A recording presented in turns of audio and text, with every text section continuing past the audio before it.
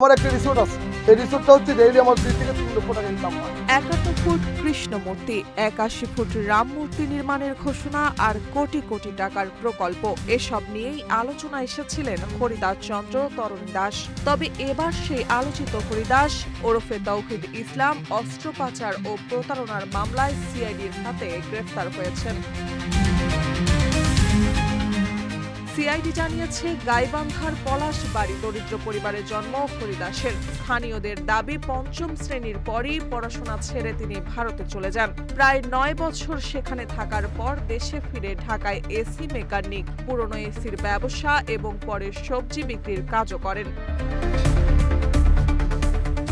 তদন্তে উঠে এসেছে ২০১৪ সালের পর থেকেই তার আর্থিক অবস্থার দ্রুত পরিবর্তন শুরু হয়। ২০১৮ সাল থেকে চাকরি দেওয়া, বদলি করানো, সরকারি টেন্ডার পাইয়ে দেওয়া সহ বিভিন্ন প্রতিশ্রুতি দিয়ে মানুষের কাছ থেকে কোটি কোটি টাকা হাতিয়ে নেওয়ার অভিযোগ রয়েছে তার বিরুদ্ধে। এছাড়াও ক্ষমতাচ্যুত প্রধানমন্ত্রী শেখ হাসিনার সাথে একাধিক ছবি এডিট করে মানুষের কাছে নিজের প্রভাব জাহির করা তার অন্যতম কাজ।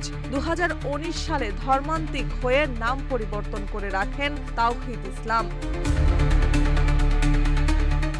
আইন শৃঙ্খলা বাহিনীর তথ্য অনুযায়ী প্রতারণার মাধ্যমে প্রায় ৮ কোটি টাকা হাতিয়ে নিয়ে ময়মনসিংহে Paris swimming pool entertainment park নামে একটি রিসোর্ট গড়ে তোলেন তিনি। ২০২২ সালে ভুয়া ডিউ লেটার কাণ্ডে র্যাবের হাতে গ্রেফতার হলেও পরে আবার সক্রিয় হয়ে গাইবান্ধায় ৮১ ফুট উচ্চ রাম মূর্তি নির্মাণের উদ্যোগ নিয়ে নতুন করে আলোচনায় আসেন।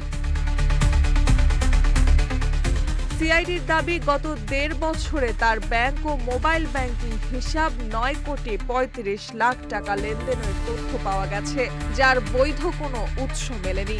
১২ই জুলাই তাকে আটক করে মানি লন্ডারিং মামলায় গ্রেফতার দেখানো হয়। বর্তমানে তিনি ৪ দিনের রিমান্ডে রয়েছেন।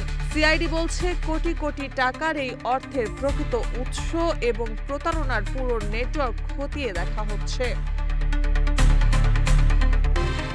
মার্জিয়া মৌ, রূপালী বাংলাদেশ।